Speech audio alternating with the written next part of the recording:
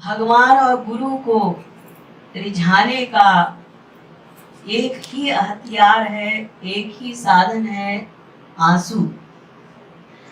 जैसे छोटा सा बच्चा जो बोलना तक नहीं जानता, उसके पास एक ही हथियार होता है, रोना। और उस रोने से वो माँ से, अपनी माँ से सारा काम करा लेता है। जब बच्चा खेलता है तो माँ को ध्यान नहीं रहता, इसको दूध पिलाए हुए 2 घंटा हो गया, इसको भूख लगी होगी, खेल रहा। लेकिन वो बच्चा जब रोना शुरू करता है और माँ के कानों में वो रोने की ध्वनि पहुंचती है, तब माँ को याद आता है, अरे 2 घंटा हो गया, मुझे तो याद ही नहीं रहा, इसको भूख लगी होगी, दूध पिला दूं। तो ऐसे ही हरे गुरु कृपा प्राप्त करने का एक ही उपाय है। महाराज जी ने एक दोहा बनाया है, इसमें भी है, दर्शन दे या ना दे, रोना दे दे प्यारी।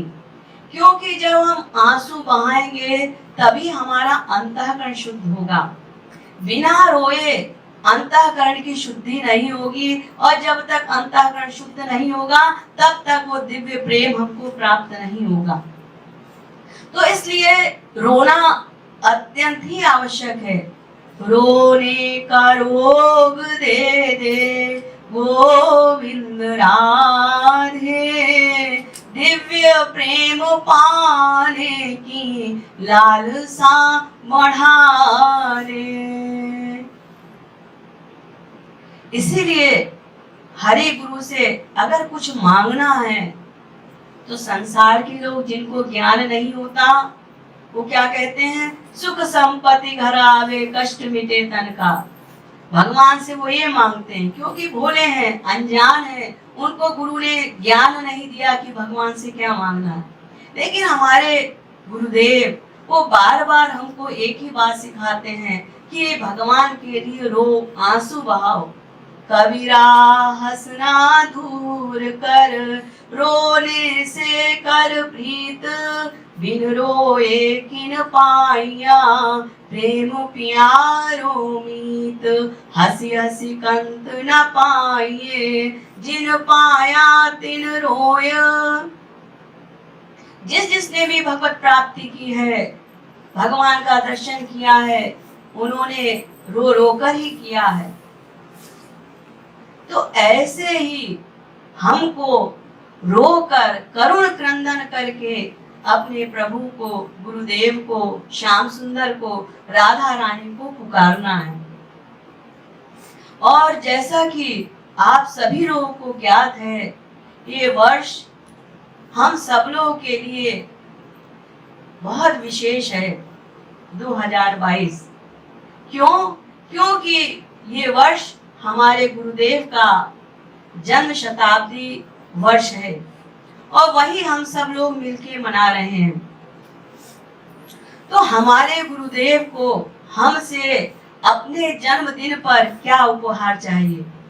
भाई संसार में अगर बर्थडे होता है, चाहे किसी बच्चे का हो, आपके प्रिय मित्र का हो, बीवी का हो, पति का हो, तो आप लोग गिफ्ट लेकर जाते हैं, बाजार से खरीदते हैं अपनी हैसियत के अनुसार। तो हमारे गुरुदेव को हमसे क्या गिफ्ट चाहिए? बस एक ही गिफ्ट उनको चाहिए, आंसुओं की माला। हमारे हृदय में हमारे गुरुदेव सदा विराजमान हैं, युगल सरकार सदा विराजमान है। तो दे उपहार हार असुबल को, एक ही भिक्षा वो सदा हमसे मांगते आए हैं, मांग रहे हैं, बस आंसू दे दो मुझको। हृदय में वो बैठे हैं, आंसुओं की माला उनको निरंतर पहनाओ, यही उनका उपहार है, इसी से वो प्रसन्न होंगे। संसार की वस्तु या सेवा, धन जिसके पास है वो धन से सेवा कर देगा। अगर हमारे पास धन नहीं है तो क्या हम अपने गुरुदेव को उपहार नहीं देंगे? देंगे। और सबसे कीमती उपहार यही है, इसी से वो प्रसन्न होंगे। आप सब लोग, हम सब लोग जानते ही हैं, महाराज जी ने अपना रोम रोम हम लोगों की सेवा में लगा दिया। जिस दिन वो इस धराधाम से गए हैं, उस दिन भी सवेरे उन्होंने 1 घंटे का, 1.25 घंटे का प्रवचन दिया। यानी समझाते रहे। कभी उन्होंने हम जीवों से हार नहीं मानी और हम भी डटे रहे कि हम भी साधना करेंगे नहीं। लेकिन वो फिर भी एक एक जीव से, हम जैसे पतित हठी जीव से आशा रखते आए हैं और हमें उन्होंने अपनाया है। हम उनके शरणागत हैं। तो महाराज जी का मुखार बिंद है, जब तक जीव भगवत प्राप्ति नहीं कर लेता, गुरु उसका पीछा नहीं छोड़ता। तो हमें क्या करना है? अपने गुरुदेव को उपहार देना है। तो घर में 2 घंटा, 1 घंटा बैठकर रोकर साधना कीजिए। अब हमारा समय है कि हमको गुरुदेव को प्रसन्न करना है। महाराज जी ने हम लोगों की सेवा में समर्थ असमर्थ की सेवा करता है, तो हरि गुरु ही समर्थ है ना। इतनी सेवा हमारी की, रोम रोम लगा दिया, तो हम अपने गुरुदेव को प्रसन्न करने के लिए क्या इतना नहीं कर सकते? तो सब लोग नियम बनाइए, यही उपहार चाहिए।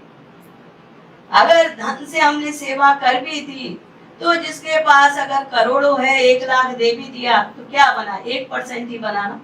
और वो भी जिसके पास है वो धन से सेवा कर देगा, जिसके पास नहीं है वो क्या करेगा? और ऐसे कितने लोग हैं। तो सबके लिए, और जो धन से सेवा कर भी रहा है उसके लिए भी यही नियम है, आंसू तो उसको भी बहाना पड़ेगा। ये नहीं है धन से सेवा कर दी तो छुटकारा मिल गया, आंसू नहीं बहाने। आंसू बहाए बिना अंतःकरण शुद्ध नहीं होगा और आंसू बहाने ही पड़ेंगे।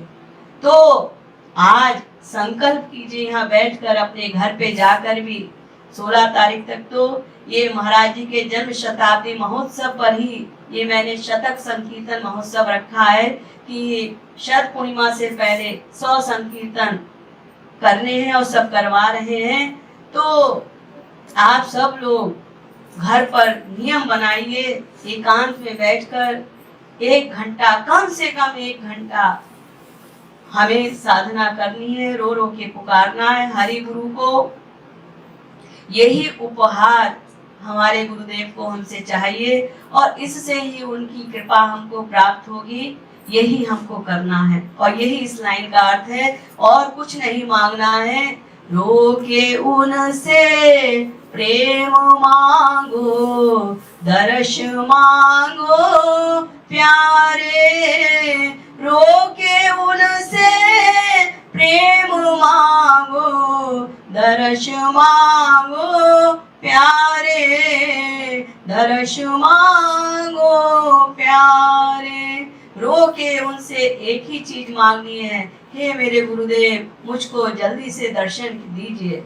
और अगर हमारे करुण क्रंदन में, व्याकुलता में कमी नहीं रहेगी, एक क्षण एक युग के समान लंबा लगेगा उनके बिना, तो बस देरी नहीं है, उसी क्षण अवतार हो जाएगा, उसी समय हमें दर्शन देंगे। तो हमें महाराज जी की वाणी पर, गुरुदेव की वाणी पर विश्वास करना है। हम उनको बुला सकते हैं, बशर्ते रोकर पुकारे, करुण क्रंदन पुकारे।